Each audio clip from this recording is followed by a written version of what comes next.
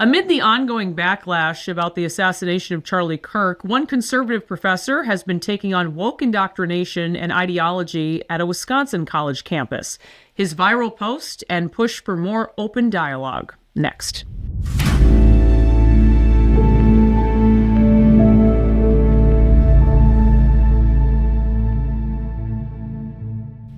Dr. Trevor Tomesh, a computer science professor at the University of Wisconsin in River Falls, joins me now. Thank you for joining me. Good to see you. You're very welcome. Thanks for having me. You have been speaking out and fighting the good fight for some time now on college campuses, and I've been wanting to talk to you about this. After the assassination of Charlie Kirk, your Facebook post went viral. I'm going to start by just reading a few sentences from that, where you say, quote, "The fact that Charlie was killed on a college campus for expressing his opinions and ideas, the one place in society whose sole purpose is to express opinions and ideas, should be a watershed moment for all universities. Every single member of every single university community, faculty, administrators, staff, and students should be lamenting this as it spells the death of the university. There should have immediately been a press release from every school in the United States condemning this act of ideological violence." Dr. Tomesh, obviously you had more to say, but what has been the reaction? What's happened since then? Well, before I do anything, I have to say that the views that I'm espousing here are my own and not my university's. They want me to make sure I say that.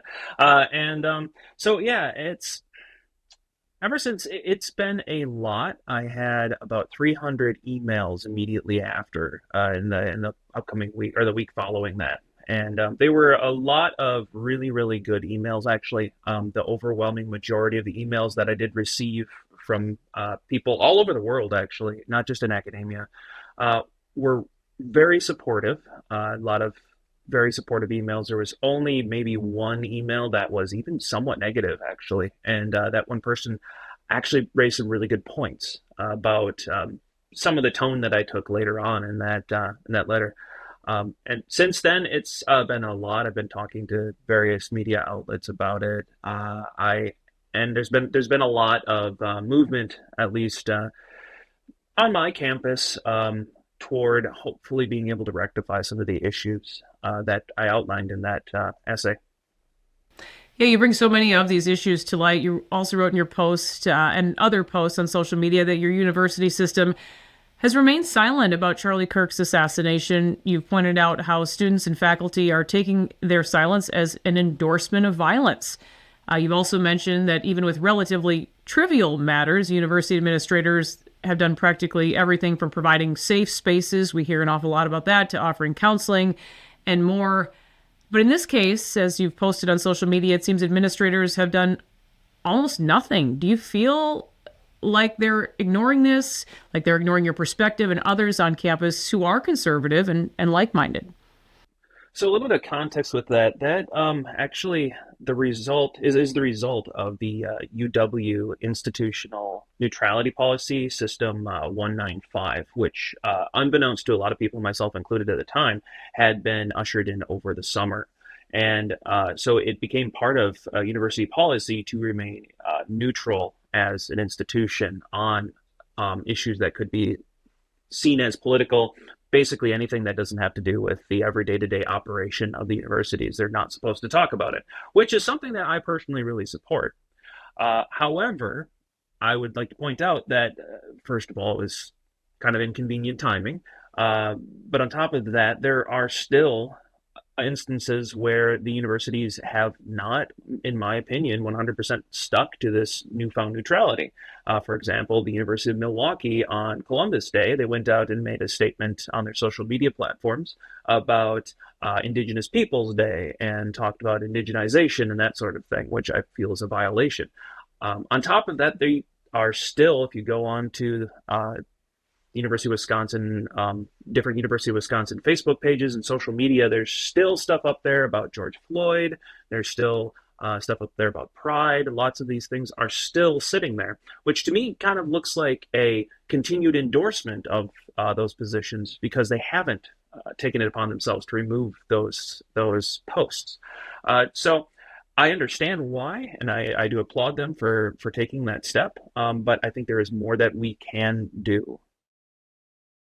Your perspective, I think, is even more interesting. Given your background, you've called yourself before an angry atheist socialist when you were an undergrad, but that all changed when you moved to Canada.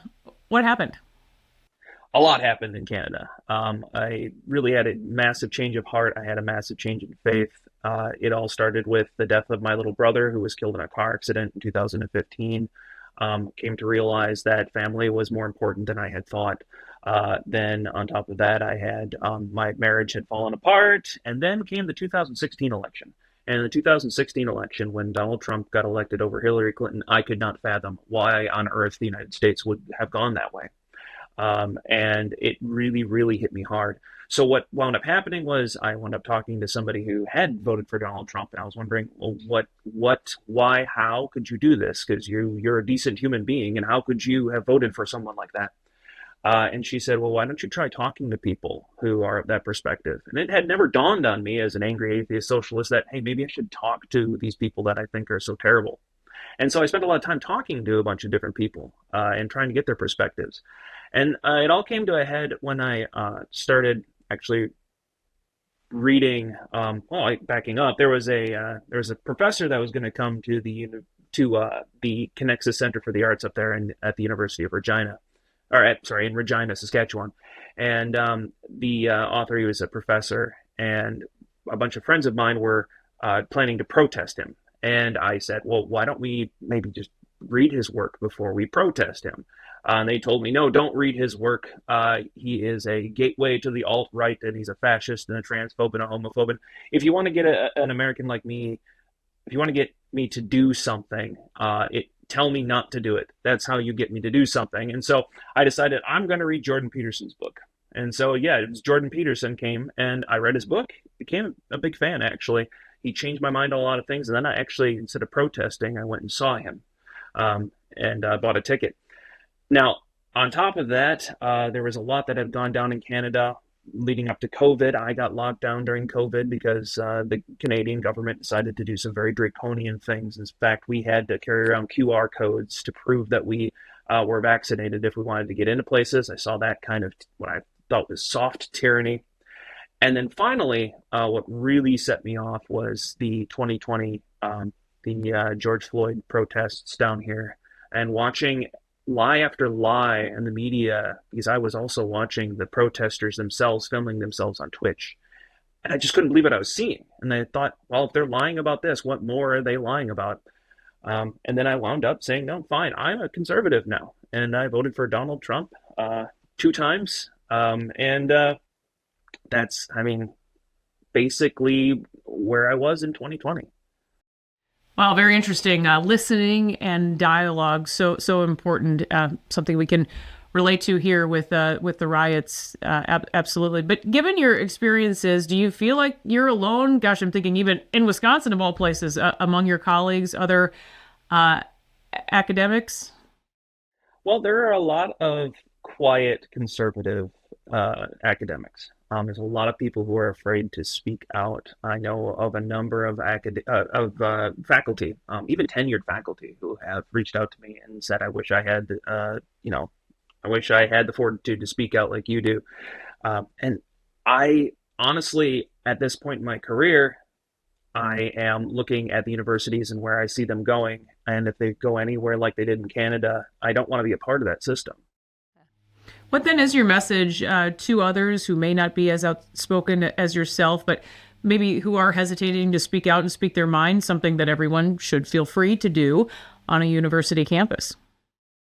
Well, we have the First Amendment for a reason.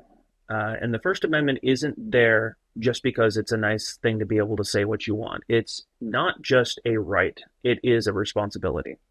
And when our founders came up with that document, they viewed it as a responsibility, not just a right. And so, in order to pursue truth, you have to speak your mind, and you have to allow other people who you disagree with to speak their minds as well. It's so critically important that you present your point of view, even if those points of view are unpopular, because at best you'll change some minds. At worst, you'll learn why you're wrong. And I think it's so critical. This is what universities are meant for, right? This is what universities are meant for. They are meant for you to go with your presuppositions, learn new things, present your point of view, and maybe change your mind on a few things. And I think without that, universities, their mission has failed. And so you need to speak your mind. Conservative students, faculty, staff, you need to speak your mind. And to be honest with you, now is the time. There's no time but now. If others want to hear more, what is the best way that they can follow your work? Well, I have my X account is Real Doctor TT, so REALDRTT, and on X, and that's basically mostly where I communicate publicly. Well, it's such an important message. You're right. The time is now. Dr. Tomesh, thank you so much for being here. We really appreciate it. Thank you. That will do it for this episode of Liz Collin Reports. We will see you next time.